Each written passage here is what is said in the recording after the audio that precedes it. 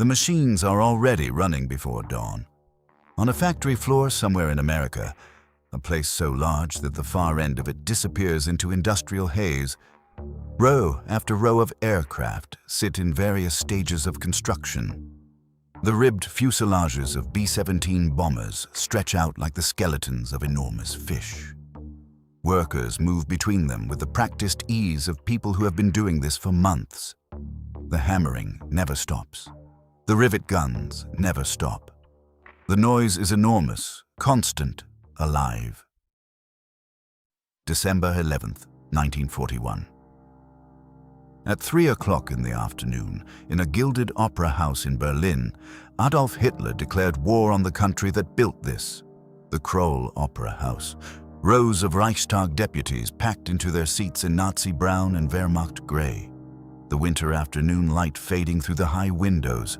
A Hitler at the podium in his plain field gray tunic, Iron Cross on his left breast, Nazi party badge glinting under the chandeliers. He is 52 years old. He's the master of continental Europe. He has been talking for nearly 90 minutes, and he is not finished. The speech is a sustained personal attack on Franklin Roosevelt. Plutocrat, warmonger, puppet of Jews and international finance, a man whose New Deal had failed and who was starting wars to cover the failure. First he incites war, Hitler tells the Reichstag, then falsifies the causes, then odiously wraps himself in a cloak of Christian hypocrisy and slowly but surely leads mankind to war. The hall erupts, men on their feet, arms extended, roaring. The newsreel cameras capture it all. 1,500 kilometers to the east. The temperature at the Moscow perimeter is falling toward 30 below zero. German soldiers in summer weight uniforms have stuffed newspaper under their coats for insulation. Engine oil has thickened to paste. Artillery shells that fire in autumn refuse to fire in this cold. The Wehrmacht, the force that shattered Poland in weeks, France in 6, Yugoslavia in 11 days, is frozen in place, 15 miles from the spires of the Kremlin, unable to advance. The war in the East that was supposed to be over in 3 months is in its 6th. Germany in December 1941, an army freezing outside Moscow, and a Führer at a lectern in a gilded hall, declaring war on the largest industrial economy on earth. What did Hitler think he was declaring war on, and how did he get it so wrong? The answer begins not in December 1941, but decades earlier, and in a mind that had been constructing a picture of America for most of its adult life. And constructing it from the beginning through a lens that would guarantee the picture was false. Hitler never set foot in the United States. What he knew of it came from books, films, reports, and the powerful filter of his own racial ideology. He had thought about it far more carefully than most people realized. He read the adventure novels of Karl May, stories of cowboys and the conquest of the American West, and never quite stopped reading them, not even at the peak of the war. He watched Hollywood films and understood the machine behind them. He noted, approvingly, that American law had found mechanisms for racial exclusion, immigration restrictions, the Jim Crow codes. In 1928, Hitler praised the Americans for having, his words, gunned down the millions of Redskins to a few 100,000. This was not criticism, it was admiration. The continental empire the United States had built by clearing its frontier of indigenous peoples was, to Hitler, a blueprint. The model for Lebensraum, living space to be carved out of Slavic territory in the East, was drawn in no small part from the American example.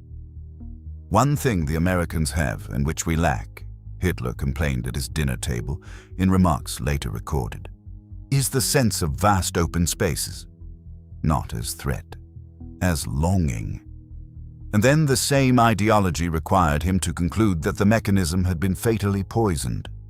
Because America had not completed the project, it had not maintained racial purity, it had allowed immigration from across the world, and it had a large Jewish population in positions of cultural and financial influence.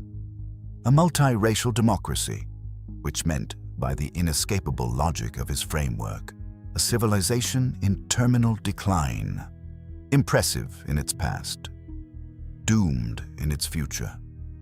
A nation where Jews held power could not organize, could not sacrifice, could not fight a real war. His theory required it. He had looked at America carefully. For years, he had reached conclusions that followed logically from his premises. The ideology didn't blind him to America. It inverted the meaning of everything he saw. In May 1940, Roosevelt stood before Congress and called for the production of 185,000 aircraft, 120,000 tanks, 55,000 anti-aircraft guns, and 18 million tons of merchant shipping in 2 years. Hitler's advisors, operating from the same ideological filter as their Führer, or simply unable to challenge it, declared the announcement impossible. In 1939, total American military aircraft production had been under 3,000 planes. Hitler agreed. An American intervention, he said, by mass deliveries of planes and war materials will not change the outcome of the war. He believed this, and in December 1941, he made the decision that would require him to be right. There was reasoning behind the declaration. It was not impulsive. Hitler had been watching American behavior for months.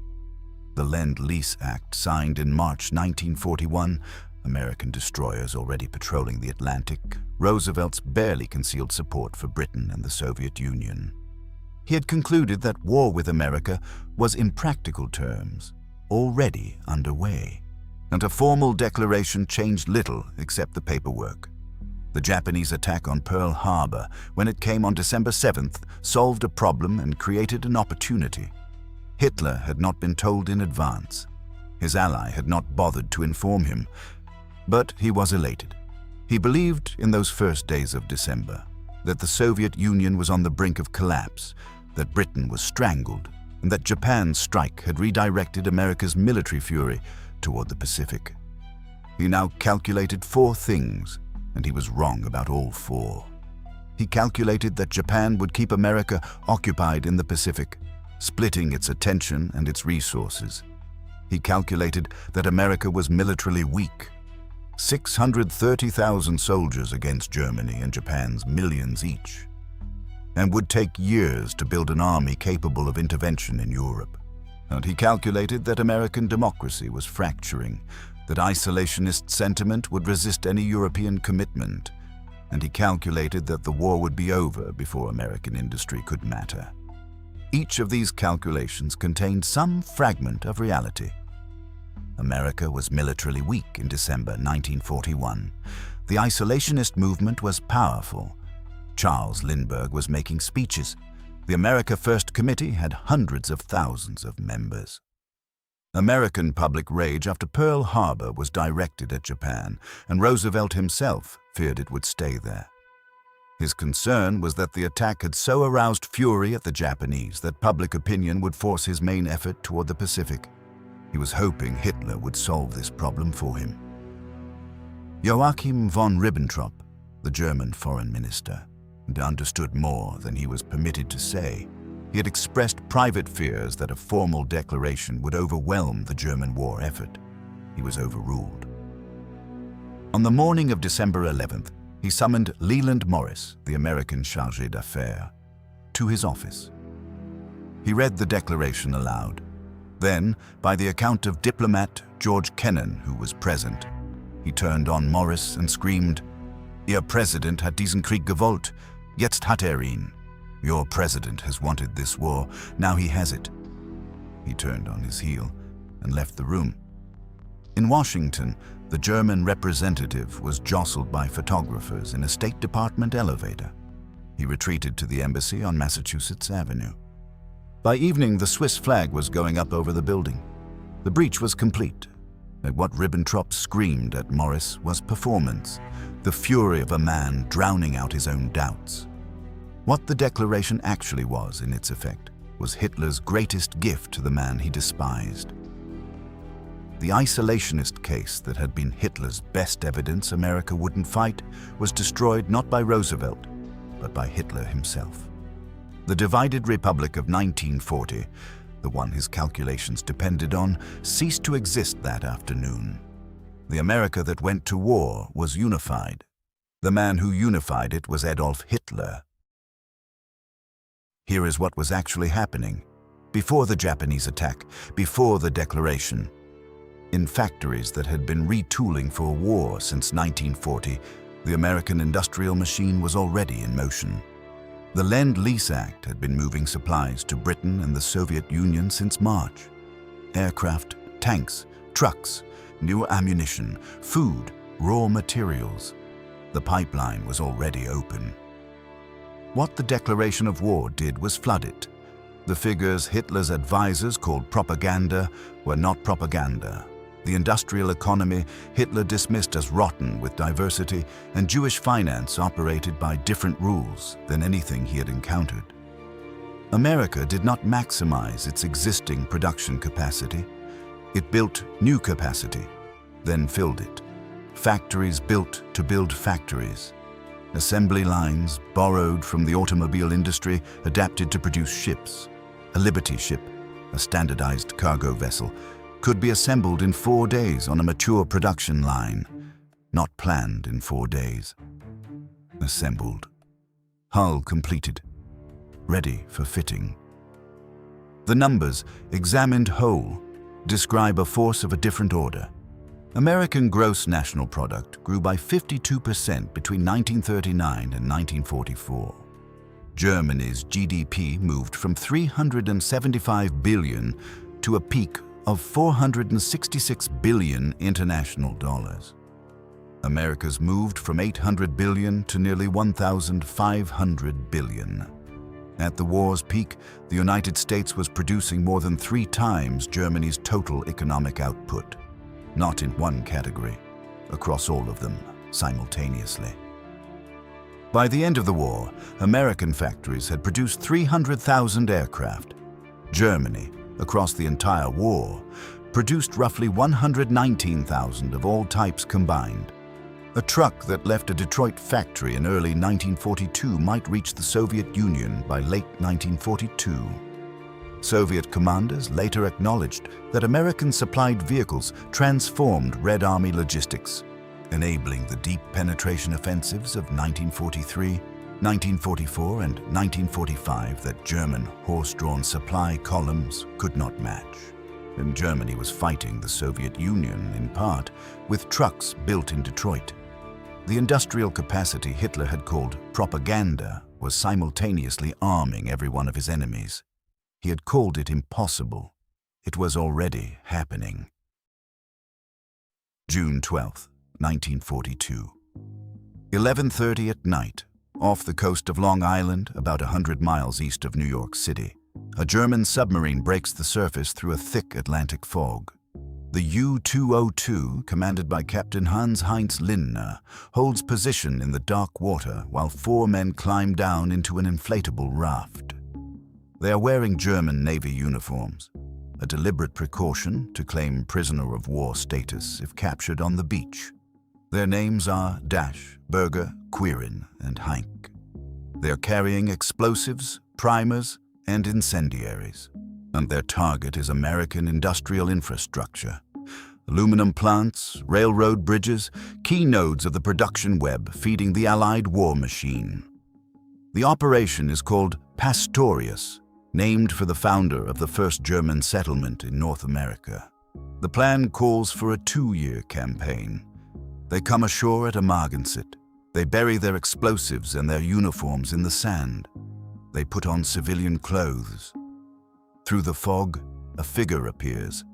His name is John Cullen. He is an unarmed Coast Guard seaman on routine beach patrol, 21 years old. He is the first American the saboteurs face. They do not overpower him. They claim to be fishermen. Dash grabs Cullen by the collar, threatens him, and stuffs $260 into his hand. Cullen takes the money, walks back to his station, and immediately reports what he has seen. Within hours, The Coast Guard has found the freshly disturbed sand. Within days, Dash has taken the Long Island Railroad into Manhattan, checked into a hotel, and called the FBI. The FBI does not initially believe him. He keeps calling until they do. By June 27th, 15 days after the U-202 surfaced in the fog, all 8 saboteurs are under arrest. They have destroyed nothing, not a factory, not a bridge, not a junction. Admiral Wilhelm Canaris, the head of the Abwehr, Germany's military intelligence service, had reportedly predicted exactly this outcome. In any operation involving more than a handful of men, Canaris had observed, someone always talks. He was right. He had authorized the mission anyway. Yet the historian Hugh Trevor Roper described the Abwehr under Canaris as rotten with corruption, notoriously inefficient, politically suspect, run by a man more interested in anti-Nazi intrigue than in his official duties. Canaris had been quietly working against the regime he nominally served for years. Germany's military intelligence was being guided, in effect, against German military interests. Hitler rebuked Canaris after Pastorius failed. No sabotage operation was ever attempted against the continental United States again. The conclusion the FBI reached at the war's end, after investigating every suspected case of enemy sabotage for 4 years, was this. Not one confirmed act of enemy-inspired sabotage had occurred on American soil. Every suspected act traced back to personal motive, vandalism, accident, children's curiosity. But the factories ran, unmolested, day and night. The reckoning, when it came, did not arrive all at once. It came in waves, each one breaking over a different part of the German establishment, each one reaching a little higher, none of them quite reaching the top. In the first months of 1942, German submarine commanders had what appeared to be evidence of American vulnerability. Operation Drumbeat, Unternehmen Paukenschlag, sent U-boats into American coastal waters where East Coast cities still blazed with peacetime lights, silhouetting merchant ships against the shore. More than 400 vessels were sunk in 6 months.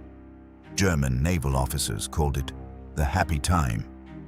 It appeared to confirm that America could be bled. What Hitler could point to, he pointed to. What the shipyards were producing, he could not see. By mid-1942, the American convoys were organized, coastal blackouts imposed, escort vessels multiplying, air patrols extended.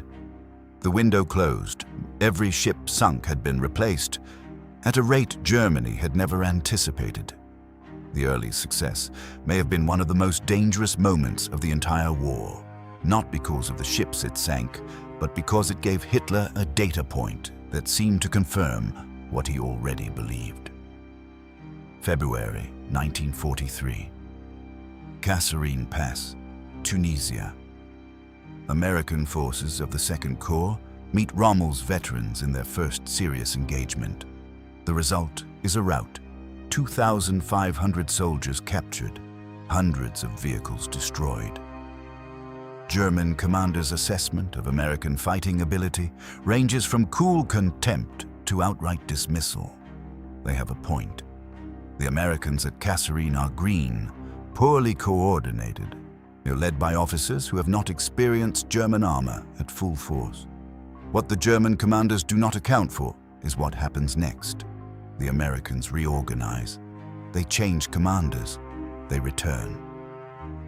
By May 1943, the entire Africa Corps, Rommel's force, plus its Italian allies, 275,000 men, has surrendered in Tunisia. The rate at which the Americans improved between Kasserine and Tunis, the speed at which lessons were absorbed and applied, the sheer volume of replacement equipment arriving from across the Atlantic, none of it matches anything German commanders have encountered from any European opponent. They understand something in Tunisia that had not been clear in the past. This enemy learns. Inside the Reich, Albert Speer is doing the arithmetic. Appointed armaments minister in February 1942, he is accumulating figures that tell a story no one in Hitler's inner circle is permitted to tell aloud. Speer's account of this period, recorded in his memoir Inside the Third Reich, carries a significant caveat. The post-war evidence shows him far more deeply implicated in the machinery of the regime than he admitted at Nuremberg, and his portrait of himself as a rational technocrat, increasingly horrified by what he saw, is partly a story he needed to tell to survive. But the production figures he cites are documented independently. By 1943, the gap between American output and German output is not a factor of 2. It is a factor of 3 and widening. When Speer brings these figures to Hitler, he receives what everyone who brought unwelcome facts received: rage. The numbers are fabricated. Propaganda. Impossible. They are the truth. But then the bombers come. Late 1943. Over German cities, the sound arrives before the planes are visible. A deep mechanical drone that builds until the sky itself seems to vibrate. American B-17 flying fortresses and B-24 Liberators flying in daylight formation at high altitude in numbers that German air defense officers struggle to count. 100 planes, 200. The Luftwaffe rises to meet them and inflicts real losses. The Americans absorb the losses and return the next day.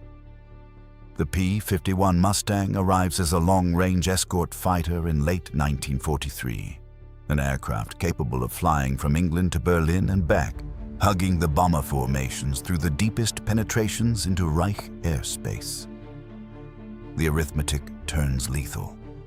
Germany is killing American aircraft and American crews. It cannot kill them faster than American factories produce replacements and American training programs produce new pilots. The Luftwaffe's own pilots, by contrast, are irreplaceable. Each veteran lost over the Reich takes years of experience down with him. Each replacement who rises is less skilled, survives fewer missions, dies faster. The curve only runs in one direction. By the spring of 1944, the Luftwaffe that had terrorized Europe since 1939, the force that had destroyed Warsaw, Rotterdam, Coventry, is broken as a strategic instrument, not by some decisive tactical stroke. Because the factory floors Hitler dismissed in 1940 had been running around the clock for 4 years, and the mathematics arrived in the form of engine noise over German cities. June 6, 1944. The beaches of Normandy, and the scale of what washes ashore, the vehicles, the ammunition, the men, the fuel, the replacement parts, the logistical mass of an army built by the largest economy on Earth, is beyond anything the defending forces can counter. A German officer captured that day, looking out at the supply ships still coming across the channel in an unbroken line, reportedly said, "We cannot win against this." He is not the first German officer to understand. He is simply the latest. The comprehension has been working its way upward through the German establishment for 2 years, through submarine commanders, through Afrika Korps veterans, through Luftwaffe pilots doing the arithmetic on replacement rates, through armaments, ministers staring at production tables. The lights have been going on, one by one, in a dark building, so the one room that stays dark is at the top. April 1945. The Führer bunker beneath the Reich Chancellery in Berlin. Soviet artillery is audible overhead, has been audible for days. The percussion of shells working steadily through the city above like a slow, mechanical demolition. Down here, beneath 8 meters of reinforced concrete, Adolf Hitler stands at a map table. His left hand trembles. It has been trembling noticeably since 1943. The Parkinson's advancing in stages those around him have tracked in the aging of his face, the slowing of his gait, the deepening vacancy in his eyes. He is 56 years old and looks older. The officers around the table are still, watching, and he is issuing orders to divisions that either no longer exist or exist only as pencil marks on a map. Phantom formations attached to objective arrows pointing toward positions Soviet forces have already overrun. He is proposing a counterattack that will relieve Berlin. He is explaining in precise tactical language how it will work. No one at the table tells him it will not work. The generals who told him the truth were fired. Some were executed. The same architecture that had made it impossible to read American power in December 1941 makes it equally impossible to read Soviet armor in April 1945. Every report of German collapse becomes evidence of treachery and temporary mismanagement. He does not experience the war as lost. He experiences it as betrayed by weak men, still susceptible to reversal. He is giving orders to ghosts, but on April 30th, he dies by his own hand. The Soviet flag goes up over the Reichstag the following day. At Flossenbürg concentration camp, Admiral Wilhelm Canaris had been hanged 3 weeks earlier on a thin cord in slow strangulation in the early morning of April 9th, 3 weeks before Germany's surrender. The man who ran Germany's intelligence service against Germany's interests, who had predicted that someone always talks, who had been quietly working against the regime for years, died for a different kind of treason than the one he was accused of. Ribbentrop went to the Nuremberg gallows in October 1946. Speer received 20 years. His post-war performance as the reluctant technocrat who hadn't quite known enough, who had understood too late, sparing him from the rope. The historians who came later were not uniformly persuaded. But the camera goes back to where it began, the factory floor. The machines already running before dawn, the long rows of B-17 fuselages in the half-light, workers moving between them, the hammering, the rivet guns, the mechanical weight of it, constant and indifferent and vast. For the entire war, not one confirmed act of enemy sabotage occurred on American soil. The FBI's post-war finding was absolute. Every suspected act traced to personal motive. Not one factory slowed because of Germany. Not one production line interrupted by the Abwehr. Not one explosion that was not an accident. Hitler had declared war on a country he had studied for 20 years. He had read its history. He had admired its methods. He had built a model of it, of what it was, what it could do, and what it would do when threatened. From a framework his ideology had constructed, and from which no evidence could deviate. He had never understood it at all. The factories ran.